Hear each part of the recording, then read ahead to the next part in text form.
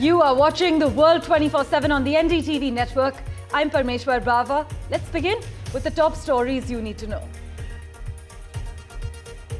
Ajit Doval is in Beijing for India-China special representative talks. He is expected to raise pending issues related to the line of actual control during a meeting with the Chinese foreign minister.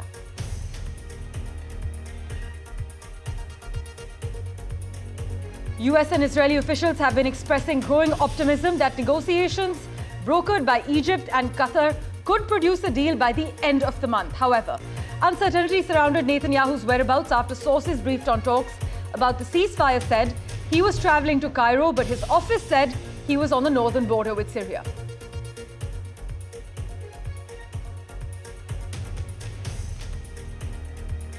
Well, Israeli and US officials are increasingly concerned over Turkey's rising influence in Syria. The sudden fall of Bashar al-Assad has strengthened Turkey's hand in this region.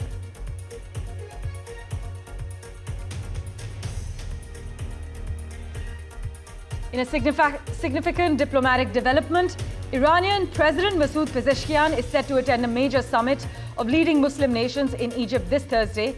This actually marks the first visit by an Iranian president to Egypt in over a decade.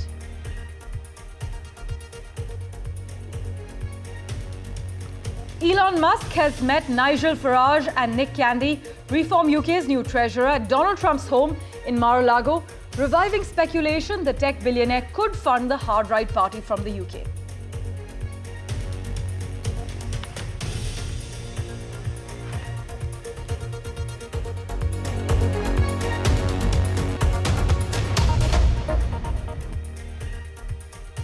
Well, our big focus, Ajit Doval is in Beijing for India-China special representative talks. Now, he is expected to raise pending issues related to the line of actual control during a meeting with the Chinese foreign minister there. But for further clarity on the matter, we're joined by Brahma Chalani, strategic affairs expert at the moment. Thank you so much, sir, for making time for us. We know the disengagement agreement that was signed back in October has been hailed as a breakthrough. But, sir, do you see any challenges on the radar that could undermine this agreement as Mr. Ajit Doval touches down and ahead of his meeting with the Chinese foreign minister? Despite the positive developments that we have seen since Prime Minister Modi met with President Xi Jinping on October 24th, the border situation along the Himalayas remains abnormal. Even now, they are up to 120,000 Chinese troops deployed all along the India frontier from Ladakh to Arunachal Pradesh. So in other words, Indian soldiers forward deployed against China are going through their fifth brutal Himalayan winter. So the eyeball-to-eyeball confrontation in Depsang and in Demchok in Ladakh may have ended, but the larger military standoff between India and China still continues, and the task of the two special representatives when they meet today is to end this abnormal situation along the Indo-Tibetan frontier. So as far as our Prime Minister and President Xi Jinping's meeting is concerned in Kazan, how significant do you think that bilateral meeting was in changing the trajectory of this relationship? And do you think it paved the way for a more cooperative future, or would you argue that it was merely symbolic? It was a breakthrough. It represented a climb down by President Xi Jinping. After all, there could be no progress toward diffusing the border standoff if China retained its hardline position. So the agreement or the understanding reached on October 24th, when Modi and Xi Jinping met, represented clearly concessions on China's part. But there's no clarity as yet as to what precisely was agreed. In any case, the meeting between the two special representatives today is to flesh out that understanding reached on October 24th. Right. The loose ends have to be tied up, and the standoff between rival groups that persists now, that standoff has to finally end. And that means de-induction of forces, because to return to the normal situation that prevailed before 2020, it would mean that China would have to pull back the large numbers of forces that it deploys in combat-ready positions against India. Right. Well, in the past also, sir, both India and China have relied on military confidence building measures to manage tensions. But how feasible would you say it is to implement such measures in the current climate, especially with rising nationalism, as well as strategic competition in both countries? Some background is very important. India and China had a series of border management and border peace agreements. These were binding agreements between two sovereign nations.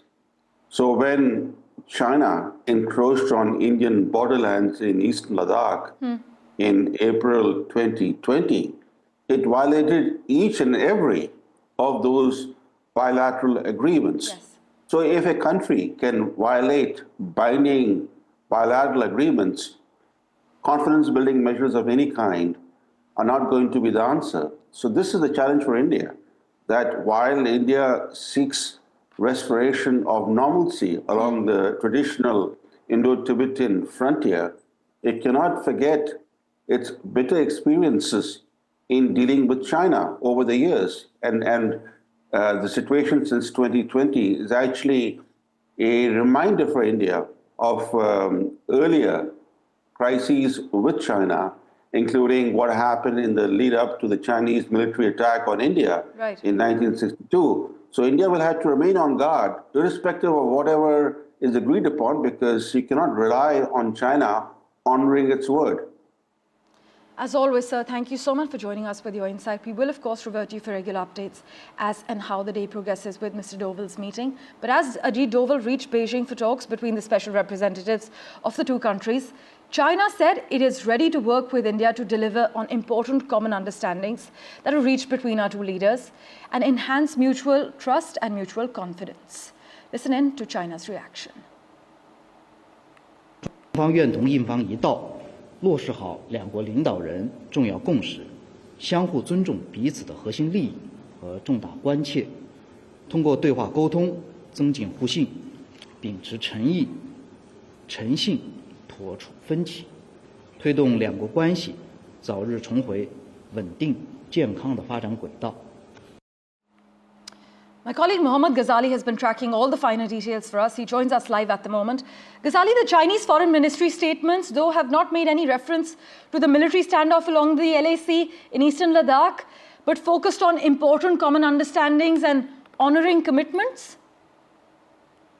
Yeah, because this entire meeting which is going to take place between Mr. Doval and the Foreign Minister of China will not just talk about the border dispute, though that would be the center of this entire discussion. Right. But as per the sources, there would be other issues which will also come up for discussion. Like there will be a discussion over connectivity issue, Mansarovar Yatra. There will be talks about trade issue, investment issue, because what we have seen in the last 6 months or so, say in the last 3 months since the BRICS summit on the sidelines of which the Prime Minister, Mr. Modi and Xi Jinping, the Chinese president, had the first bilateral talks in the last 5 years. And since then, this is the in the last 5 years, first time we are going to have this first special representatives meeting. This just shows the kind of development we have seen, or the diplomatic standoff which continued for the last 5 years. Now there is a breakthrough that India and Chinese officials, they are after Foreign Minister Dr. Jaishankar, Prime Minister Mr. Modi, his counterparts in China, and now the special representative Mr. Doval and the Foreign Minister of China are going to sit down for a discussion, shows that somewhere both the parties are looking for a resolution. And that is why back channel talks went on for the last 5 years. That is why we have reached such a point now. And from here onwards, both the countries are showing a kind of intent that is that the dispute between India and China should now move beyond that entire border dispute. And that is why this is happening. Though the hawks just say that we have to be very cautious with China, its commitments, or whatever the border dispute is there. But this certainly shows a positive intent from both sides. And in this meeting, it will not just talk about the border dispute, but there will be talks about trade and investment. There will be talks about connectivity issue between India and China, about the pilgrims who go for the Mansarovar Yatra, and these issues will also come up. So we are expecting that after this meeting, perhaps a statement will be issued from both the foreign ministries from India and China, and we'll hear more about talks rather than just about the border dispute or resolving the border dispute. As always, Ghazali, thanks so much for joining us with that detailed update. Meanwhile, Israeli Prime Minister Benjamin Netanyahu has announced that Israeli forces will remain in a buffer zone along the Syrian border, which was seized after the ousting of Syrian President Bashar Assad. Netanyahu has emphasized that Israeli troops will stay there until a new arrangement is made that guarantees Israel's security. In fact, speaking from Mount Hermon, which is actually located inside Syria, about 10 kilometers from the Israel-held Golan Heights, Mr. Netanyahu highlighted the strategic importance of the area. Now, this actually marks a historic moment, as it appears to be the first time that a sitting Israeli leader has visited this far into Syria. In fact, the Israeli Prime Minister also noted that he had stood on the same mountaintop 53 years ago as a soldier, but the area's significance to Israel's security has only grown in light of recent events. Meanwhile, Russia's parliament passed a new law that could have significant diplomatic implications. This law allows courts to suspend bans on groups designated by Moscow as terrorist organizations, potentially paving the way for Russia to normalize relations with Afghan's Taliban and possibly with Syria's new leadership.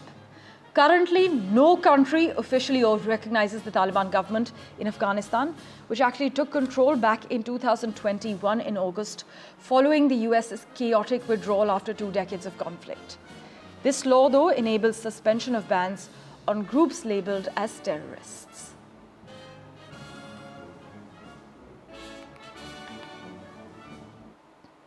As always, news and updates continue in a moment, right after this very short break. Do stay tuned.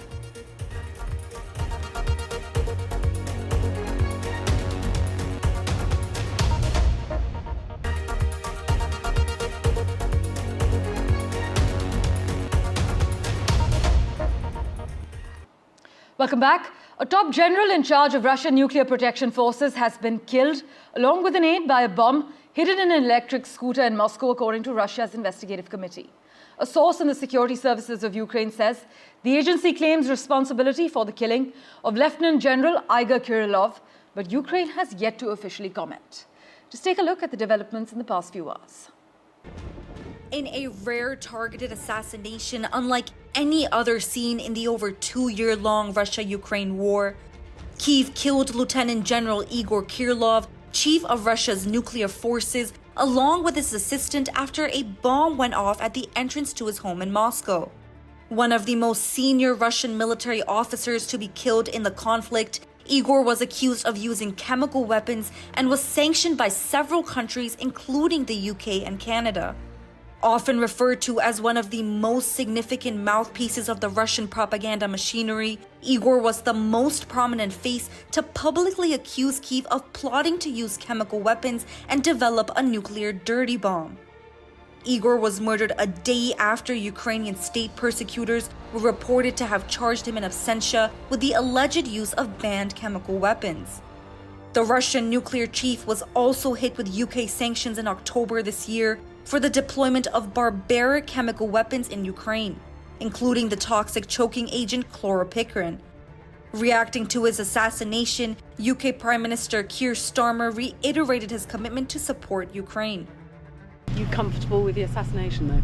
Well, as I say, we must stand with Ukraine. I think that's a developing situation, but this morning's discussion was very clear about the strategic need for NATO to stand as we do with Ukraine in this critical period.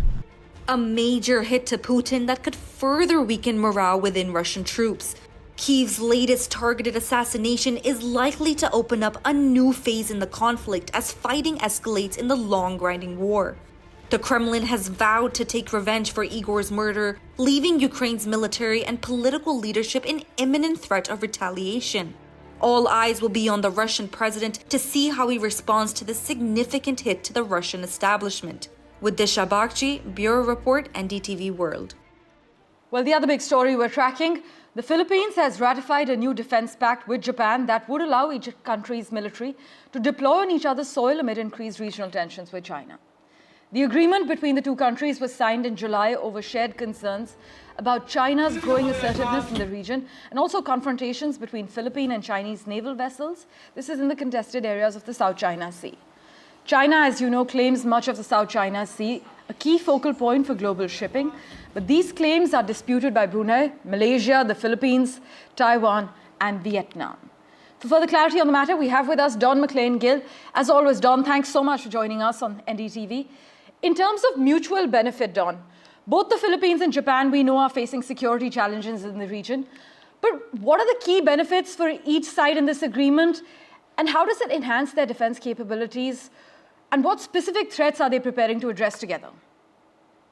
All right. So first of all, thank you so much for having me, Parmeshwar. Always a pleasure to talk to you. Now, the RAA is in fact an important cornerstone in the deepening security partnership between the Philippines and Japan. Now, the Philippines has a visiting forces agreement with the United States. It has a status of forces agreement with Australia. And now it has a reciprocal access agreement with Japan. Now, what the RAA does is that it expedites any form of military-to-military engagement between Philippine and Japanese forces in a manner that was not seen in the previous years or previous decades. So this would significantly bolster the capacity of both states to deploy at a timely fashion collaborative activities and collaborative exercises which are crucial, in times of crisis. So the time and the element of the timing and the allowance of course, more sophisticated activities, joint activities, make the RAA an important cornerstone in Philippine national security policy. And more importantly, this integrates well within the overarching interests of the Philippines to deepen its position within the existing hub and spoke network between the US, Japan, and Australia. Right. So in that regard, that is complementary. Don, how significant would you say this new defense pact is in terms of regional security, which you briefly touched upon, but especially concerning China's growing assertiveness in the South China Sea? Well, the Philippines and Japan are in fact at the receiving end of Chinese expansionism and belligerence. The Philippines and Japan are two critical areas of the first island chain to which China seeks to project power in. And this is, of course, with the purpose of disrupting the security architecture there. So with the Philippines and Japan enhancing cooperation based on shared threats and threat perceptions, but also common regional interests and goals, this is important because China has always pursued unilateralism in the Western Pacific. It has gained considerably without the overt use of military force through salami slicing. The divide and conquer approach is in fact very important in China's power projection. So if we have the Philippines and Japan, two important players in the first island chain, coordinate and consolidated effort, that would make it more difficult for Beijing to penetrate. As always, Don, thanks so much for sharing your insights and joining us on NDTV. Thank you, Parmeshwar. Well, let's turn our attention now to the United States. Luigi Mangione, accused of killing United Healthcare CEO Brian Thompson, has been indicted for murder. This is in Manhattan. Mangione faces 11 charges, including first-degree murder and a murder as an act of terrorism. The indictment alleges that he killed Thompson to influence the policy of a unit of government by intimidation or coercion.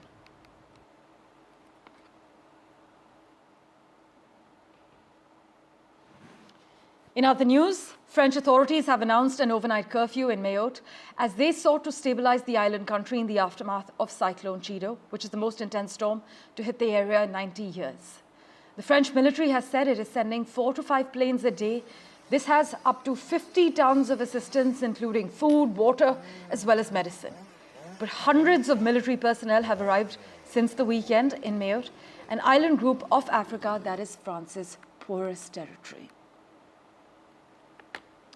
Meanwhile, 2 US astronauts, Sunita Williams and Butch Wilmore, have been stranded on the International Space Station for months, as we've been informing you. But NASA has now announced that they will remain there until at least late March due to a delay in their return mission. In fact, Wilmore and Williams arrived at the ISS in June aboard Boeing Starliner spacecraft. Their mission was originally planned to last just 8 days. However, problems with the Starliner's propulsion system forced NASA to change the plan, and they are now expected back to touch down on planet Earth in about 3 months. As always, thank you so much for investing your time in watching this edition of The World 24/7. We'll keep tracking the latest updates for you. Do stay tuned.